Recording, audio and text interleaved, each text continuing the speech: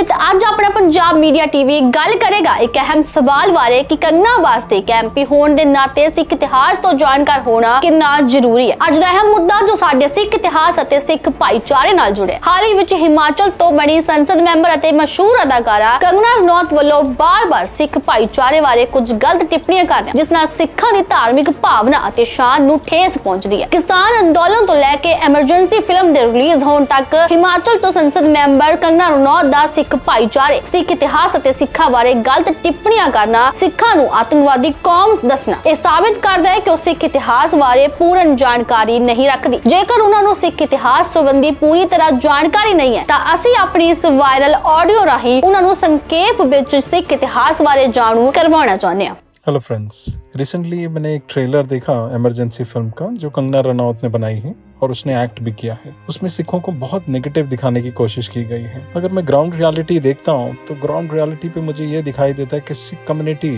जब से बनी तब से उन्होंने इनिशियली मुगल के समय से मुगल्स के साथ फाइट किया। इस देश का कल्चर रिलीजन बचा, हजारों लाखों की तादाद में सैक्रिफाइसेस दिए और सैक्रिफाइसेस भी आम सैक्रिफाइसेस नहीं है। उन्हें लिटरली उनके सिखों को बंद बंद काटा गया, जिंदा देगों पे बिठाया गया, जिंदा उन्होंने पतीलों में डाल के उबाला गया, उनके खोपड़े उतारे गए, उन्हें आरियों से चीरा गया, जिसका जिक्र उनकी अरदास में आता है जो हम देखते हैं। इस तरीके के सैक्रिफाइसेस देने के बाद उसके बाद में जब ब्रिटिश आए तो ब्रिटिश से भी ये 2% होने के बावजूद 90% अगर देखा जाए तो इनके सैक्रिफाइसेस थे, जिसके अंदर हम ये कह सकते हैं कि लाइक जिसमें काला पानी की सजा हो गई, फांसी की सजा हो गई या जलियांवाला बाग मैसेकर हो गया। जहाँ पे भी सिखों ने बहुत बड़ी तादाद में कंट्रीब्यूट किया और ब्रिटिश से फाइट करके देश को इंडिपेंडेंस दिलाया, बहुत बड़ा योगदान रहा है उसमें। उसके बाद में अगर मैं देखता हूँ तो आजादी के बाद जिस टाइम देश चीन से लड़ रहा था वहां पे भी सिख रेजिमेंट लड़ रही थी। देश की इकोनॉमी बहुत बुरी हालत में थी और उस टाइम सरकार ने देश से फंड रेज के लिए गुहार लगाई और उस समय भी देखा जाए वो नेट पे आप फिगर्स देख सकते हैं, उसमें 90% कॉन्ट्रीब्यूशन जो कैश में और गोल्ड में वो पंजाब से आया। आज भी पूरे देश में कहीं पे भी डिसास्टर होता है तो सिख कम्युनिटी सबसे पहले हर गुरुद्वारे से इस तरीके का इनिशिएटिव किया जाता है कि कहीं पे भी किसी भी स्टेट में डिस्टर्बेंस हो, भूकंप आ जाए, बाढ़ आ जाए, कुछ भी आ जाए, ये लंगर लेके, टेंट्स लेके जिस भी तरीके से मदद कर सकते हैं हर तरीके से मदद करने के लिए पहुंच जाते हैं। बट अगर ये हम कोविड के टाइम पे भी देख सकते हैं, कोविड के भी ये जो हमने 2 साल देखे, जिस समय पे लोग अपने सगे संबंधियों को अगर कोविड हो जाता था उनके पास नहीं जा रहे थे, उस समय जो कोविड से मर रहे थे उन्हें ऑक्सीजन जो लगा रहे थे वो सिख थे। दिल्ली गुरुद्वारा कमेटियों ने अपनी तरफ से लंगर के लाइन लगा दी थी कि हर तरफ पूरे वर्ल्ड में सिख गुरुद्वारों ने लंगर लगाए, लोगों के घर घर जाके लंगर दिए। उसके बाद में जिनको ऑक्सीजन की जरूरत थी तो ऑक्सीजन के लंगर लगा दिए ताकि लाइक हाँ भाई जब भी कोई चीज की शॉर्टेज होती है तो नॉर्मली क्या होता है उस चीज का प्राइस डबल कर दिया जाता है, उसकी ब्लैक मार्केटिंग शुरू हो जाती है। बट सिखों ने अपने जेब के पैसे डाल के ऑक्सीजन के फ्री लंगर लगाए और 2 मिनट जरूर सोचना,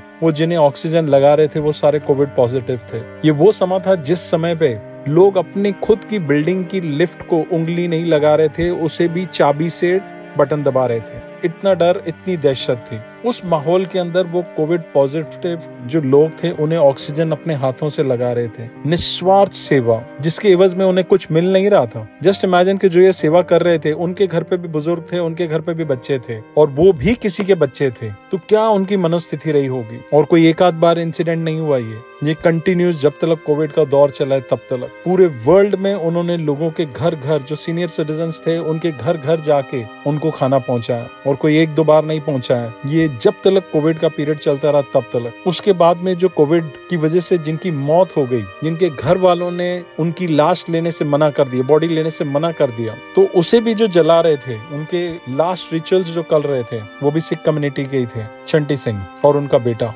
और उनके ग्रुप उस माहौल के अंदर लोगों का लास्ट रिचुअल वो अपने हाथों से कर रहे थे। सिख कम्युनिटी की अगर मैं कंट्रीब्यूशन देखता हूँ देश के लिए तो हर लेवल पे हर तरीके से ऑप्टिमम रही है। हमेशा कोई एक आध बार इंसिडेंट नहीं रहा है, ये हमेशा देश पे जब भी विपदा आई है हमेशा खड़े रहे हैं। सरहद पे जब भी गोली चलती है तो वहाँ पे सीने पे गोली खाने के लिए पंजाब का जवान खड़ा रहता है। वो कारगिल की वॉर हो, पाकिस्तान की वॉर हो, चाइना की वॉर हो, सिख रेजिमेंट हमेशा सीना तान के आगे खड़ी रही है। हमने अपने सीनों पे इतने तिरंगे नहीं लगाए जितनी पंजाब के अंदर लाशें तिरंगे में लिपट के आई हैं। वहाँ पे तकरीबन हर घर से एक बेटा जो है वो आर्मी नेवी फोर्सेस में आते हैं। इतना सब करने के बावजूद उन्हें कोई तरीका बचा नहीं है कि उन्हें नेगेटिव साबित करने के लिए। मैं अगर इसे ध्यान से देखता हूँ तो मुझे यही चीज समझ में आती है, हर कम्युनिटी में एक मुट्ठी भर लोग होते हैं, 2% समझ लीजिए, हर कम्युनिटी में जो थोड़े से हार्ड लाइनर होते हैं। हम उसके बेस पे पूरी कम्युनिटी को जज कर रहे हैं और वो 1 या 2% के इंसिडेंट्स को पूरी दुनिया को उछाल उछाल के दिखा रहे हैं। और जो अच्छाई भरी पड़ी है उसके कनेक्शन का हम कहीं कोई जिक्र नहीं कर रहे, उसके बारे में कहीं हम बात नहीं कर रहे, उसके बारे में क्यों फिल्म नहीं बना रहे। मेरा ये सवाल है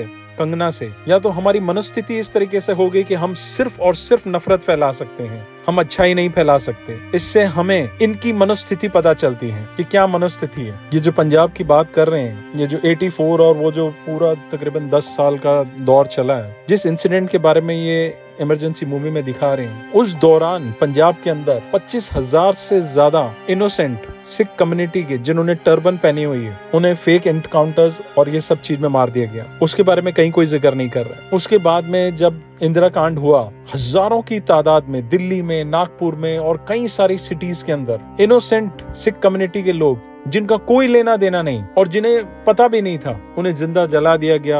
विमेन को मास रेप किया गया, बहुत बड़ी तादाद में बच्चों को मार दिया गया। इस चीज के बारे में कहीं कोई क्यों नहीं जिक्र कर रहा? इस पे फिल्म क्यों नहीं बन रही कि इतनी बड़ी तादाद में एक कम्युनिटी को जेनोसाइड किया गया? इसके बारे में क्यों नहीं बात हो रही? इसके कनेक्शन में क्यों किसी भी कम्युनिटी का पर्सन सिवाय सिख कम्युनिटी के अब इंसाफ के लिए जो आज 30 साल से ऊपर हो गए उसके लिए गुहार लगा रहे हैं, इसके बारे में कोई क्यों नहीं बात कर रहा? हम सब जानते हैं कि फिल्म जिसने बनाई है वो सिखों के बारे में क्या सोचती है। वो अपनी तरफ से हर कोशिश कर रही है कि सिखों को लेट डाउन करने के लिए, उनको जितना बुरी लाइट में शो कर सकते वो अपनी तरफ से कोशिश कर रही है। आज मीडिया, सोशल मीडिया अगर हम देखें तो एक नफरत का प्लेटफॉर्म बन चुका है। कहीं पे जस्टिस नहीं है, कोई जस्टिस की बात नहीं कर रहा, सिर्फ नफरत और नफरत फैलाई जा रही है। आज हमें ये सोचने की जरूरत है कि हम किसे देख रहे हैं, किसे सुन रहे हैं और इतिहास क्या है जिसके बारे में ये बात कर रहे हैं, उनका इतिहास क्या है। विश कि इस फिल्म के अगेंस्ट में सिख कम्युनिटी के अलावा बाकी हर कम्युनिटी खड़ी रहे इसको प्रोटेस्ट करने के लिए कि आप मुट्ठी भर इंसिडेंट्स या